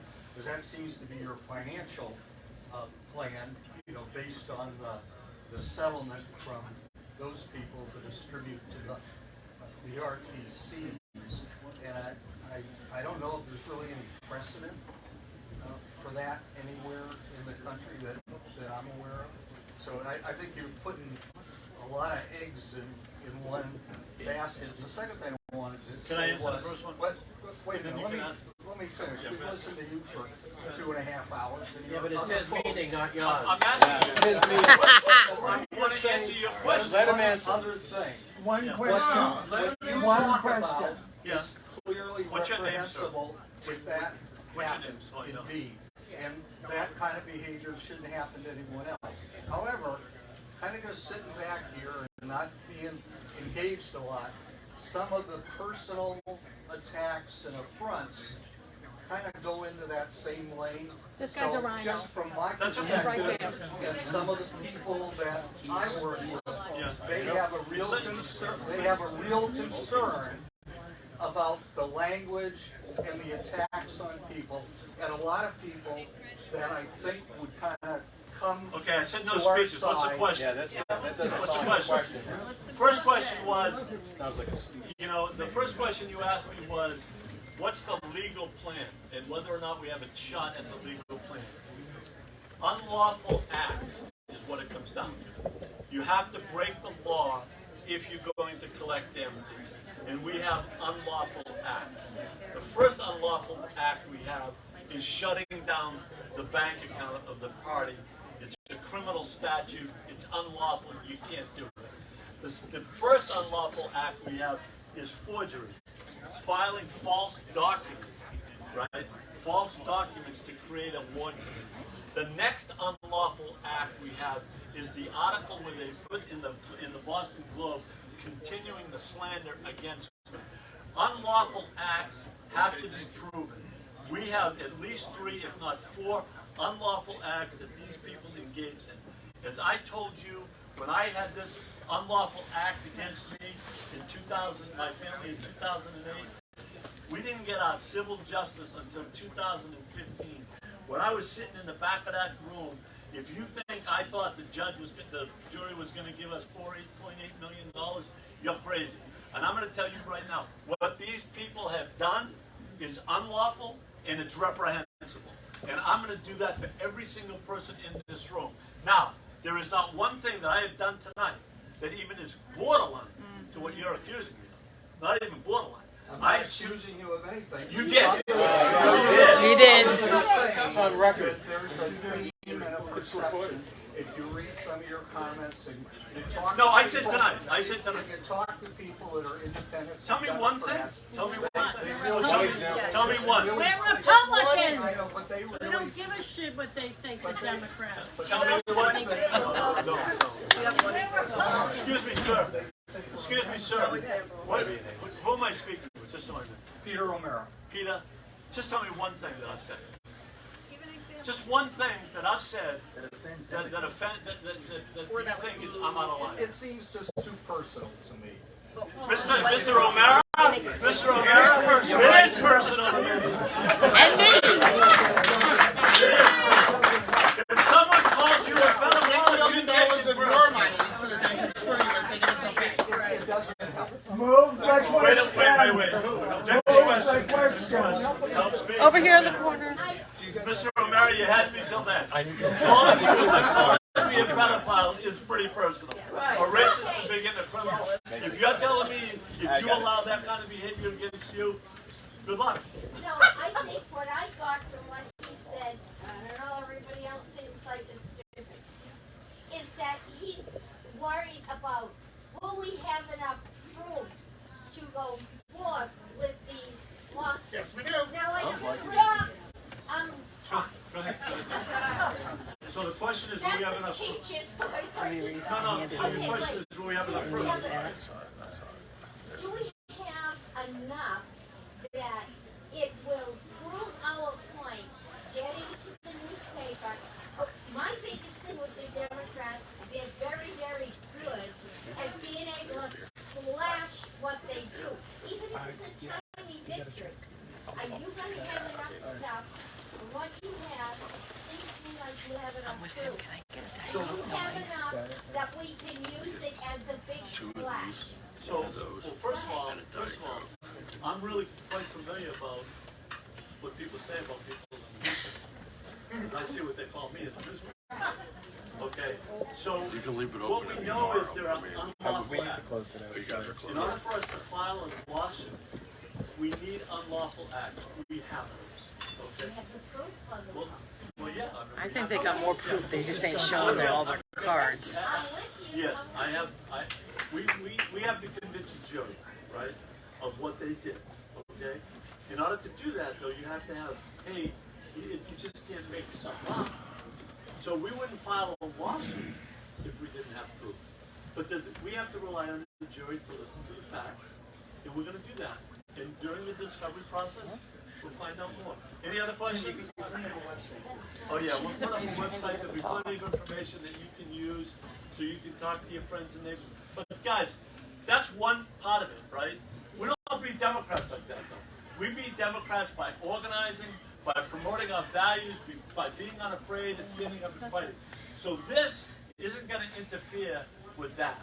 That is your main job between now and 2024. To organize, to recruit people, to get candidates. One of the jobs that we have is we've hired lawyers that are going to take care of this. And we're hiring it, not using your donations. Did someone else have a Mr. Chairman, I have a question. Excuse me, Ms. Crocker, you said here on RTC that the presentation on Thursday will only be part of the story. I was curious as to what your part of the story was. You said to your RTC that the presentation on Thursday will only be one side of the story. I was wondering what your side of the story was. Based on the fact that they're talking about litigation, I'm not saying a word. That's okay. Look, that's your answer. That's your answer, Tom. That's better than walking out. Chairman Jim, I really hope and pray that you're successful and you hang on to this seat. And you can convince the state committee to act on a code of ethical conduct that will be actionable, so that these situations don't arise in the future, or if they do, action can be taken internally. Right. But whether you fall into the category of conservative, principled, establishment, Republican, doesn't matter. We're 10% of the state. So somehow we got to fix this. We really do. But Jim, I do believe you're going to be successful. What can you as chairman do to get rid of the early vote in Massachusetts, which is the death knell to our party? We can't win if they're doing what they're doing, and we can't match it. So when they passed mail-in ballot voting in the legislature permanently, we filed a lawsuit. We went to the SJC. We're still trying to have a lawsuit to go to the Supreme Judicial Court on 2 issues that were federal issues. The only way you can change it, Tom, right now, is through litigation or through legislation. So we are talking to people at the national level that did overturn these types of laws in other states, and we're asking them to look at it to see if we have a potential to change it through litigation. Realistically, we're not going to change it through legislation. So our only effort is to try to do it through legislation, and we're looking. Yeah, I can take that. There. I know. I'll switch them out for you. Oh, you're the best. I'll drink these later. Sweet. You're gonna need it after this group. Thank you so much. That's the only way any Republican is going to win. Great You need question. a base and you need independence. Great question. And the base that you're pissed at, I understand, but those people. No, wait. No, I'm just trying to say. I'm not pissed at anybody. Okay, well, I'm angry. that's the message I'm getting. Okay. So, Like it's just, people that you're angry at are potentially voters for your candidate. So at some point, you got to give everybody a hug, and then no, I you're get the going to question. have to find and defend them. I get the question. So the first question I'm going to answer is this. I'm not going to give these people a hug. I'm just telling you right now. Thank you, sir. I'm I not going appreciate to you give them a coming, hug. Senator. All right? I'm going to hold those accountable who interfered unlawfully with our party and hold them accountable. That's number one. I'm going to give all you people a hug and say, I'm not as bad as you think I am. That's what I want you to know. I am committed to the values that you believe in. I fought for the values that you believed in. I campaigned on those values. These are the people, not them, but those are the people out there who did this to me. I didn't do it to them. So I believe that what we can do is bring this party together. But the first thing we have to do is look behind the curtain. Who are the people that are screwing us? Yeah. They didn't care about you. I do. So I'm going to bring you. The second thing, more accurate. The only way we win in Massachusetts is bringing in the independents. And the reason that independents don't want to join us, because the party's a disaster. It's an absolute disaster. And I know why.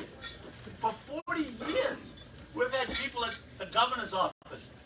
Look at the legislature. 11 people running for re-election in 2010. I mean, Governor Baker, in 2014, we had 39 people.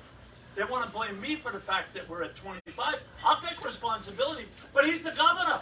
And I just told you what they did with their money. Folks, if we work together, if the governor worked with us, I'll tell you, this party would be so much better. But they don't want to work with us. I'm sorry. I got a question. Yeah, go ahead. I got a question, statement. So what I gather is this, right? We have leadership in our party that didn't support our candidate for governor. Yet we have more enthusiasm than we've ever had that I could see in a party growing up. It would seem to me that the people who are leading the party in the grassroots aren't the people who represent the 10% of the enthusiasm we have, and that's why we have to change those people. That's right. They don't show up at meetings, they don't come to them, they don't support us, they didn't support our candidates, they didn't come to our standouts, they never even wrote us emails. Exactly. And that's our leadership. And that's at my level. That's right. So where were they? The people who want help and leadership, they don't want this bullshit, quite honestly. And they don't want to be told don't vote. How do we make sure that our voices are actually being heard when we submit our emails and comments and concerns to our leaders, like on the Cape and Islands, that they're actually looking out for our best interest and taking our concerns to heart? I mean, I feel like they might vote the other way if. So I think what Tom just pointed out to is like this role that people should follow. And you know, when people don't show up for a state committee for a year, why should we let them stay on the state committee? Right? Go ahead, Jeff. Can I just say something? I think the other thing is there needs to be not just people change, but bylaws change. Correct. And one of the first bylaws that I think needs to be fixed is somebody who works for state government should not be allowed to be on state committee, or vice versa. If you're on state committee, you should be allowed to. If you're in state government, don't work for state committee. The reason I say that is two things. One is you're not able to raise money for the party, and part of the job of a state committee person is to help candidates and the party raise money. That's all there is. It's a fact of the matter. Secondly, if you work for a governor, a secretary of state, any of the constitutional offices, and you get to hire people into your office, and they're on state committee, and somebody comes along 2-4 years later for a primary, there's a conflict of interest in that you're working for the administration, and somebody coming along to challenge them. There's the appearance of a conflict of interest. In my opinion, that's one loophole that should be changed, gotten rid of. I think it just needs to be a clear. Yeah, I just have concerns that we present that we support Jim to our committee people, but they're not gonna. They may not go. It may not go nowhere. So all I'm saying is, I just don't trust that our I think some of the bylaws also need to be fixed so that there is less of a reason to run for state committee for personal gain than anything else. Okay, we're gonna ask a few more questions. We're gonna try to tighten it down a little bit because I get carried away and I talk too much, and my wife told me to shut up. So, all right, yes. Okay, just very briefly, in 2018, what portion of available funds from MassGOP went to support Governor Baker for governor? So the amount of money that went, I can answer that in reverse. The amount of money that went to support down ticket races was 4%. They raised almost $10 million, and $403,000 went to down ticket races. Now, to be fair though, some of that money went to what they call victory accounts, and that was, used by candidates at the local level also. So I can't actually give you a dollar amount of government. Yeah, Charlie, question though, Charlie, question. Well, just a quick statement. speech. I'm respecting his age. He's 82. He's at every meeting. You have the floor. Regarding the question over here. Yes, what? Regarding the question over here. How to get the people to know. I found that the debate, if you go to the debate, that debate has helped me get Democrats and Independents both for me last time around that I never anticipated. But work on debates is one place to work. Okay, thank you, Charlie. Thank you, Charlie. In case anybody doesn't know who Charlie is, he's 85 years old. He was a big Trumper. He got beat up by some young kids, and he doesn't stop fighting for our values. Thank you so much.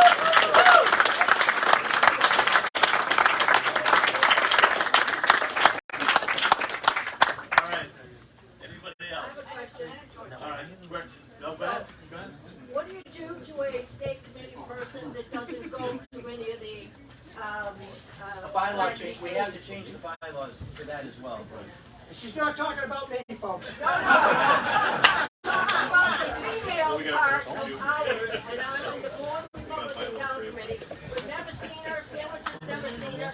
She should be fired. So what Geoff pointed out is that in 2014, when we elect the new state committee, we want to get input from all of the local RTC, what bylaws we want to put in place. That's the you want to head. Okay? Yes. Yes. As far as making a check out, is your treasurer still Oh, no. We could yeah. But if you want one, I got one. Yeah. Yes.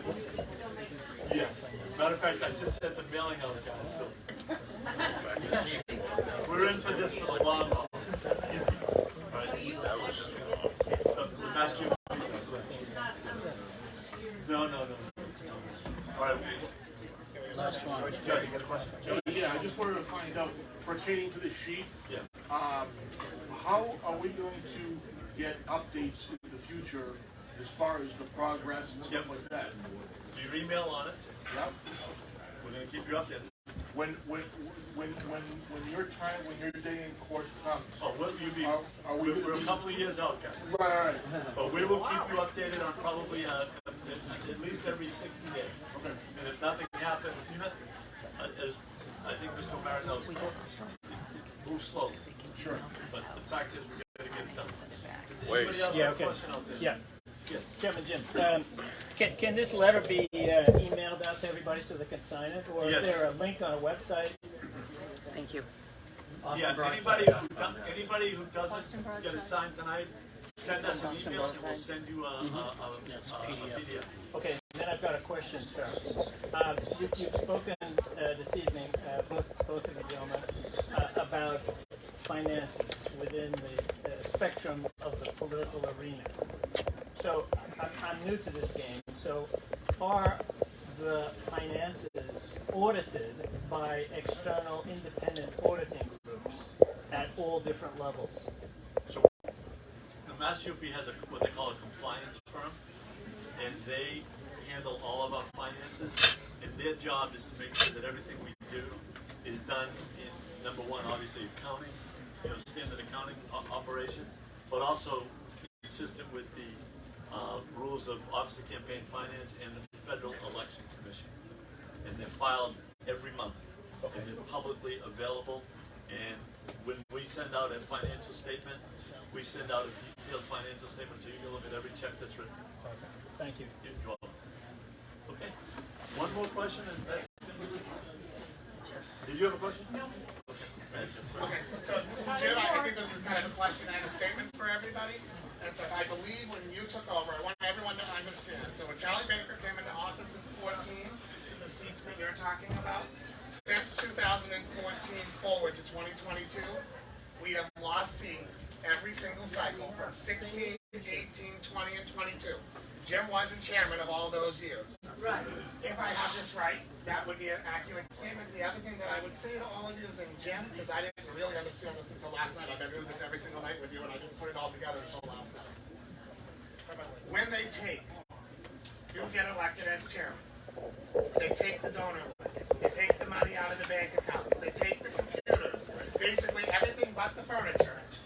I would say to you and anybody in here that's ever managed anything, or even if you haven't, how could you possibly be successful as a chairman if they took everything away from you and you had to rebuild it? So I think success in my case is going to be finish off what we started, uncovering what we started, and cleaning house so we can work with you folks to build the party and elect more people. So I think, you know, the fact that what happened was, and I don't want to sound, there's not a lot of people that could have survived the kind of nonsense that these people are throwing at me. All right, I've been in business since I was a kid. I'm a business guy. So my role is to leave behind a strong, clean slate, so it's open and transparent, and you guys can build it from here. And I'm going to be standing there right with you. Been praying for you, Jim.